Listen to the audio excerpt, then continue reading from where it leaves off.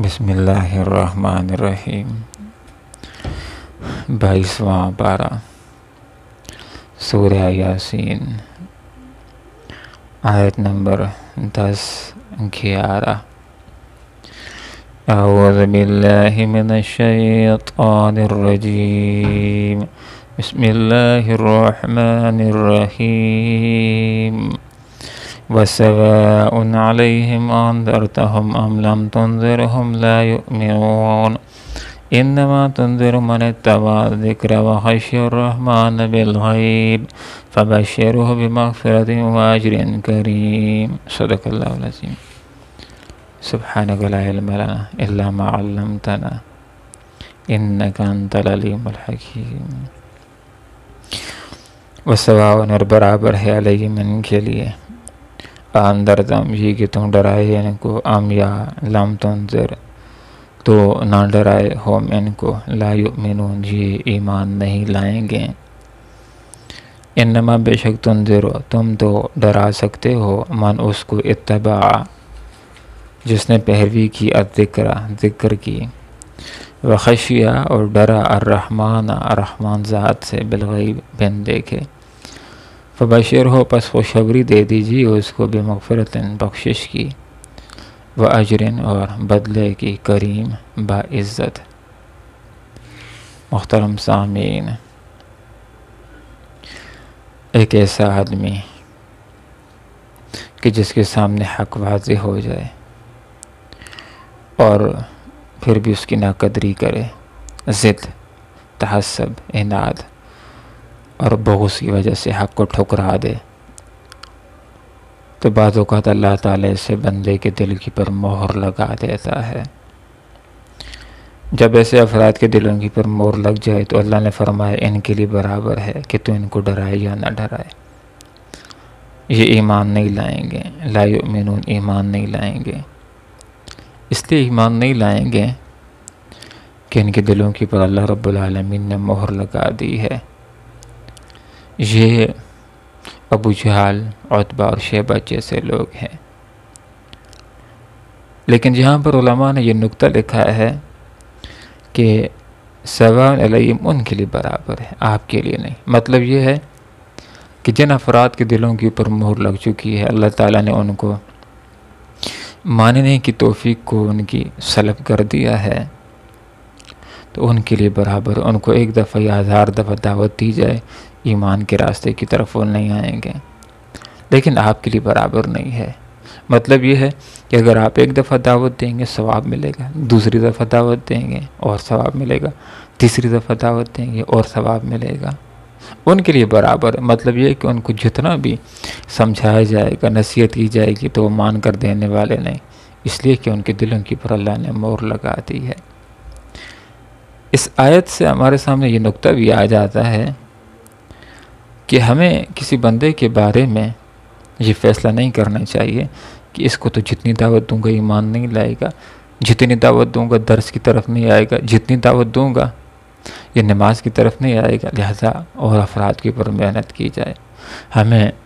انسانوں سے مایوس نہیں ہونا چاہیے ہمیں دعوت دینی چاہیے 1 دفعہ 2 دفعہ 3 دفعہ جتنی دفعہ جائیں گے کسی بندے کے پاس اتنی دفعہ ہمیں اجر ملے گا ثواب ملے گا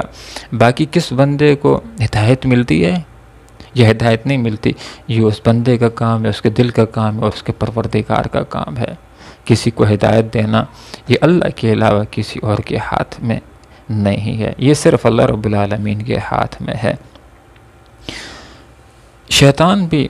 مایوس نہیں ہوتا اس کی ایک صفت ہے وہ کسی ایسے فرد کے بارے میں کہ یہ شیخ الحدیث ہو گیا ہے یہ شیخ القرآن ہو گیا ہے لہذا یہ میرے بس سے باہر ہو گیا اس کے اوپر میں محنت نہیں کرتا ہوں اس کے بجائے اور بہت سارے لوگوں کو گمراہ کر لوں گا کسی سے مایوس نہیں ہوتا بلکہ جو جتنا بہترین فرد ہوتا ہے اس کے پیچھے وہ بہترین شیطان لگاتا ہے جس کو گمراہ کرنے کے زیادہ گھر آتے ہیں اور اس کو اس انداز کے اندر کہ جس فیلڈ کے اندر وہ کام کر رہا ہے پھنسانے کی گمراہ کرنے کی کوشش کرتے ہیں اور جس وقت ایک آدمی بندہ مومن ایمان کے ساتھ دنیا سے چلا جاتا ہے تو شیطان بڑی چیخ لگاتا ہے اور اپنے کارندوں کو ڈانٹ ڈپٹ کرتا ہے کہ تم کہاں مر گئے تھے تمہارے درمیان سے یہ ایمان لے کر کے چلا گیا ہے تو محترم سامعین، ہم نے بھی دعوت کا کام کرنا ہے، انذار کا کام کرنا ہے۔ باقی کس کو توفیق ملتی ہے یا توفیق نہیں ملتی، یہ اللہ رب العالمین کا کام ہوتا ہے۔ بندے کے دل کو دیکھ کر کے اللہ رب العالمین بندے کے بارے میں فیصلہ کرتا ہے۔ حضرت عمر رضی اللہ عنہ کے اندر رجوع اللہ تھا، حق کی طرف مائل تھے، اللہ تعالیٰ نے ایمان کی توفیق دے دی۔ لیکن ابو جہل وہ ضدی تھا، متعصب تھا، اس کو اللہ رب العالمین نے ایمان کی توفیق نہیں دی۔ حال یہ ہے کہ دونوں کے لیے آپ صلی اللہ علیہ وسلم نے ایمان لانے کی دعا کی تھی۔ تو یہاں پر فرمایا کہ سوان برابر علیہم ان کے لیے انذرتم، یہ کہ تم ان کو ڈرائے، ام لم تنذرہم یا نہ ڈرائے، لا یؤمنون، یہ ایمان نہیں لائیں گے۔ تو ہمیں یہ بات سمجھنی چاہیے کہ ہم اگر کسی آدمی کو دعوت دے دیتے ہیں، انذار کا کام کرتے ہیں، اور ہماری دعوت کی وجہ سے ایک آدمی راہ راست کے اوپر آ جاتا ہے۔ حدیث کا یہ مفہوم ہے کہ اگر کسی بندے نے کسی کو دعوت دی، اس نے دعوت کو سنا، اس کے اوپر عمل کیا، تو دعوت دینے والے کو پورا اجر و ثواب مل جاتا ہے، اور جس بندے نے دعوت کو سن کر کے عمل کیا، اس کے اپنے اجر و ثواب کے اندر بھی کوئی کمی نہیں کی جاتی۔ ایک روایت میں آتا ہے آپ صلی اللہ علیہ وسلم نے حضرت علی المرتضیٰ رضی اللہ عنہ سے ارشاد فرمایا کہ علی، تیری وجہ سے اگر ایک بندے کو ہدایت مل جائے تو یہ تیرے لیے سرخ اونٹوں کی دولت سے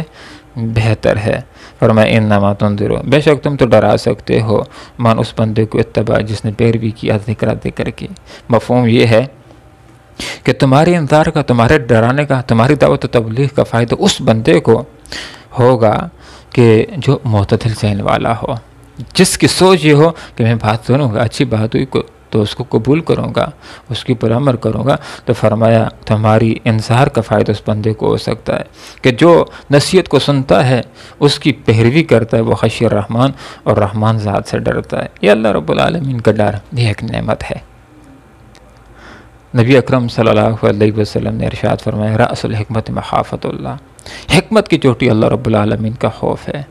اگر یہ خوف نہ ہو تو پھر جس وقت انسان کو گناہوں کے موقع ملتے ہیں تو انسان بڑے بڑے گناہ کر لیتا ہے، لیکن یہ خشیت، یہ دل کے اندر اللہ کا ڈر اور اللہ کی ایک محبت، یہ انسان کو ہر موڑ کے اندر، ہر مقام کے اوپر، ہر جگہ راہ راست کے اوپر رکھتے ہیں۔ بالغیب،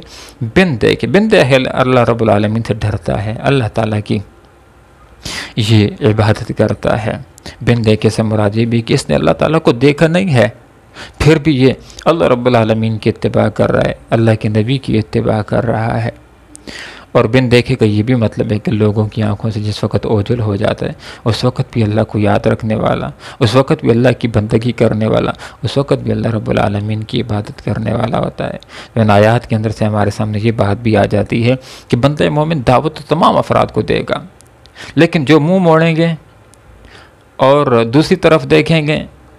اور دور ہوتے چلے جائیں گے تو ان کے اوپر مکمل اپنی توانائیوں کو صرف نہیں کرے گا، بلکہ جو اس کی طرف متوجہ ہوں گے، جو ایمان لانے کی طرف آئیں گے، ان کو اپنی تنظیم کے اندر پروئے گا، ان کی تربیت کرے گا، ان کو اپنے ساتھ میں لائے گا اور اللہ کے دین کے کام کے اندر ان کو شامل کرے گا اور ان کے ذریعے سے نفاذ اسلام کے لیے جد و جہد کرے گا، ان کے ساتھ مشاورت کرے گا، ان کو اہمیت دے گا۔ تو فرمایا فبشرہ، خوشخبری دے دیجیے ایسے بندے کو کہ جو نصیحت کو سنتا ہے، اللہ رب العالمین سے ڈرتا ہے، حال یہ کہ اللہ تعالیٰ کو دیکھا نہیں ہے اور اللہ رب العالمین کی تابعداری کرتا ہے، تو ایسے بندے کو خوشخبری دے دیجیے اللہ کی رضا کی، اللہ کی جنت کی، بمغفرت بخشش کی،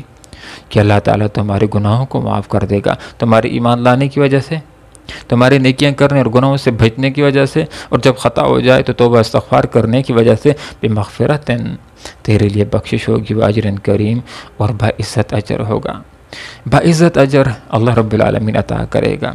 جس بندے کو اللہ تعالی جنت کے اندر داخل کرے گا، گویا کہ اس سے یہ فرمایا جائے گا کہ جنت تم کو مل رہی ہے تمہارے محنت کی وجہ سے، تمہارے اعمال کی وجہ سے۔ حال یہ ہے کہ جنت کا ملنا محض اللہ رب العالمین کا ایک فضل اور کرم ہوگا، لیکن بندہ جس وقت جنت کے اندر جائے گا تو اس کو یہ ذہن کے اندر اس کی بات ڈالی جائے گی کہ تمہاری محنتوں کا نتیجہ ہے، تمہاری کوششوں کا نتیجہ، تمہاری جدوجہد کا نتیجہ ہے، تمہارے نیک اعمال کی وجہ سے اللہ تعالیٰ نے یہ تمہیں انعام دیا ہے۔ گویا کہ بندے مومن جنت کے اندر آسودہ ذہن ہوگا اور آسودہ حال ہوگا۔ دنیا کے اندر بعض اوقات انسان کو باعزت اجر بدلہ نہیں ملتا، ایک آدمی کام کر لیتا ہے اور اس کو اپنی تنخواہ کے لیے پھر چکر لگانے پڑتے ہیں، بار بار جانا پڑتا ہے، اس کو کہا جاتا ہے آج آ جاؤ، کل آ جاؤ، اپنے اجر کے لیے، بدلے کے لیے، مزدوری کے لیے بعض اوقات اس کو ذلیل ہونا پڑتا ہے۔ لیکن نیک لوگوں کو، اچھے لوگوں کو، جو اللہ سے ڈرنے والے ہیں، اللہ کی عبادت کرنے والے ہیں، اللہ کے رسول کی تابعداری کرنے والے ہیں، ان کو اللہ تعالیٰ اجر دے گا کریم بعزت، جو عزت والا اجر ہوگا۔ اللہ رب العالمین سے دعا کرتے ہیں کہ اللہ تعالیٰ مسلسل دین کا کام کرنے کی، لوگوں کو دعوت اور تبلیغ کرنے کی، اور خود بھی قرآن و سنت کے اوپر اس طرح عمل کرنے کی جس طرح صحابہ کرام رضوان اللہ تعالی علیہم اجمعین عمل کیا کرتے تھے، اس طرح اللہ تعالیٰ میں عمل کرنے کی توفیق عطا فرمائے۔ وآخر دعوانا ان الحمد للہ رب العالمین۔